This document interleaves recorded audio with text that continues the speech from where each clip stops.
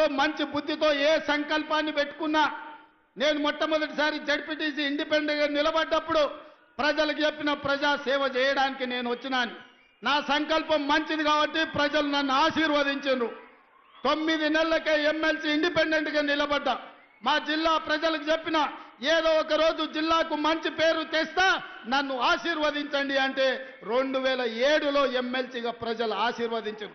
2009లో ఎమ్మెల్యేగా, 2014లో ఎమ్మెల్యేగా, 2018లో చంద్రశేఖరరావు కక్ష గట్టి ఇల్లు తలుపులు బద్దలు కొట్టి పోలీసుల్లో నిర్బంధిస్తే, పోలీసులను పెట్టి గెలిస్తే 3 నెలలు తిరిగే లోపలనే ప్రపంచంలోనే పెద్ద పార్లమెంట్ అయిన మల్కాజ్గిరిలో ఆశీర్వదించి ఎంపీగా ఢిల్లీకి పంపిస్తే సోనియమ్మ ఆశీర్వదించి పిసిసి అధ్యక్షుడిగా తెలంగాణ రాష్ట్రానికి పంపించింది.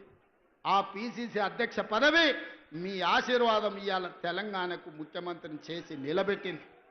2006లో జడ్పీటీసీగా మొదలుపెట్టిన నేను 2023 లోపల తెలంగాణ రాష్ట్రానికి ముఖ్యమంత్రి అయినంటే మా సంకల్ప బలం గొప్పది. పేదవాళ్లకు సేవ చెయ్యాలి, పేదవాళ్ల గుండెల్లో శాశ్వతంగా గుర్తింపు ఉండాలి అని సంకల్పించడం కాబట్టే ఇవాళ మీ ముందు నిలబడి మాట్లాడగలుగుతున్నా. ఉద్దండులైన నాయకులు వేదిక మీద ఉన్నా ఈరోజు దేవుడు కరుణించిండు, మీరు ఆశీర్వదించిండ్రు తెలంగాణ రాష్ట్రానికి ముఖ్యమంత్రి అయిన. ఇవాళ ప్రవేశపెట్టే పథకాలకు కూడా కొంతమంది పిల్లి శకునాలు పలుకుతున్నారు. గోడ మీద ఉండే బల్లి శకునం పలికేదంట, కుర్చీలో పడి సచ్చిందంట. ఇవాళ టీఆర్ఎస్ వాళ్ళ పరిస్థితి అట్లుంది, శకునం పలికే బల్లి కుర్చీలో పడి సచ్చిందని.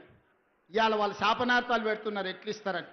మాకు సంకల్ప బలం ఉన్నది, ఈ పథకాలను అమలు చేస్తాం. నేను ఈరోజు చెప్తున్నా, 3,10,00,000 మందికి ప్రతి వాడికి 6 కిలోలు సన్న బియ్యం ఇస్తాము. ఎన్ని వేల కోట్ల ఖర్చు అయినా పెడతాము. రైతు రుణమాఫీ చేస్తామన్నాము. 25,35,964 మందికి 20,617 కోట్ల రూపాయలు రైతు రుణమాఫీ మొదటి 10 నెలల్లోనే మేం చేసినాం. 10 ఏళ్లలో చంద్రశేఖరరావు పండ్లకి ఇచ్చుకుంటా 16,000 కోట్లు చేశాడు. నాకు నీకు పోలికేంది? నందికి పందికున్నంత తేడా ఉంది. నాతో పోల్చుకునేది ఏంది?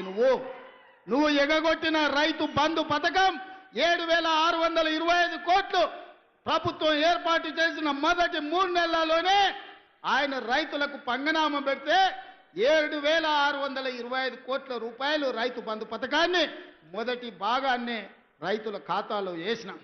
ఇవాళ రైతు భరోసా 10,000 నుంచి 12,000కు పెంచి ఇవాళకి 5,000 కోట్ల రూపాయలు రైతుల ఖాతాలో వేసినాం.